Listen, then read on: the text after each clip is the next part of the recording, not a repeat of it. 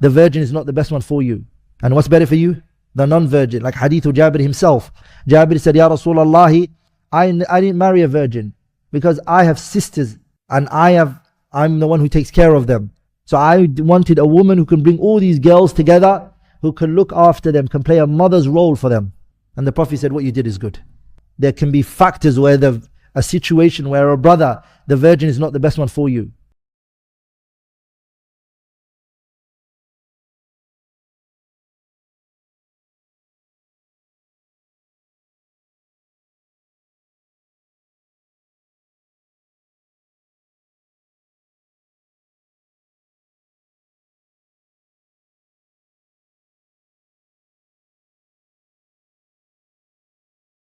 The virgin is not the best one for you. What we learn also from the hadith of Jabbir ibn Abdullah, because when we talk about hadith, it can be taken from this perspective and that perspective. Sometimes, for example, our dear respected brother takes it from the perspective of situation. This is what Imam Nawawi rahimahullah said when explaining this hadith, that a person can look at his position and his situation and choose based on that. But another thing relevant to the discussion and the questions, which are a very good question, is the issue of conditioning and effect of virginity versus non-virginity. There's specific words here the Prophet uses.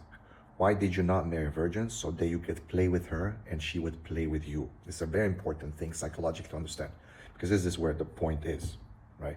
Is the point that what does he mean by play? Very important. So that she can play with you and you can play with her, this refers to the process of sexual conditioning and how that affects a human being. And while it affects both men and women, don't think that man can just have hundreds and hundreds of women and they'll never be affected. Men are also affected. He's never going to be satiated. He's always going to be looking for something and thinking of that one or this one. And that's obviously men don't have that kind of ability today to have many women. It's not that easy. But a common applicable issue is pornography. The more a man watches pornography, which is like virtual experiences and common virtual women, the more it'll affect his pair bonding and his ability to be intimate with a woman properly. Do you understand? It's because a man doesn't really have that much opportunity to get many women, even though there are some. That's where we pick on that point specifically.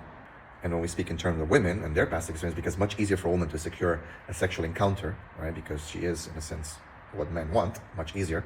I mean, if you take, for example, if a woman goes on the street, right? Let's just say as a social study, social experiment, and she proposes sexual encounter to 10 men, I would say probably 9 of them would accept it. If you reverse it and you put it like where a man goes and tries to propose sexual encounters to women on the street, I would say 9 out of 10 will probably report him to the police or, go crazy on him, right? So it's that double standard of nature of the sexual double standard is something very important to understand, but not misquote.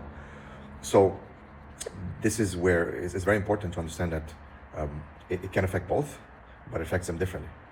So to summarize everything, there is a difference between a woman who's had sexual experiences out of wedlock, out of halal. There's no barakah, right? And she's going to carry huge baggage. She's going to be, having a problem, being used and abused by different people. And she comes in, right? As opposed to like a divorced or a widow who was in the barakah of Allah subhanahu wa ta'ala. She married and there was barakah, and there was the blessings of Allah in the marriage, right? So there's also a difference between that. There's also a difference between, like a divorced woman, right? And a divorced man. So even though both of them have had previous halal sexual experiences, it will be harder for the divorced woman to bond with that man and to have that kind of sexual closeness and so on. So let's say both of them have had two divorces, okay, as an example. Let's say both of them have had 2 divorces. The woman has had 2 divorces, the man has had 2 divorces. It will be much harder for the woman to be satisfied and to, I don't want to get specifically here physiologically, but let's just say psychologically, the way a woman experiencing sex is very different than the way a man experiencing sex. So let's keep it at just a very low number like that, 2, right? Let's say not just 1, but 2. 2 divorces, both of them in halal. It will be harder for the divorced woman to bond sexually with the man than for the man. Let me just get straight there. Even in terms of the physiological changes that a woman goes through when a man penetrates, as opposed to nothing really happens in general physiologically when to the man's part when he penetrates. Again, there's a lot that can be said about this subject, and we've discussed this many times. This question gets asked a lot, mostly because obviously a red pill usually says that guys can just have as much fun as possible, and women obviously they are the more lesser body count they have, the better they are, and so on. And of course, there's a lot of misconceptions around this, but we're talking here Islamically, okay? We're talking here Islamically. Like, keep remembering, the key word here is, where the Prophet talks about conditioning, he says, why didn't you not marry a virgin? This is fact. That you could play with her, she could play with you. There is something of a value in the psychological, physiological, experience of experiencing your first man. And while there is something on the man's side as well, it's not the same. وَلَيْسَ ذَكَرُ كَالْأُنْثَى. And the man is not like the woman.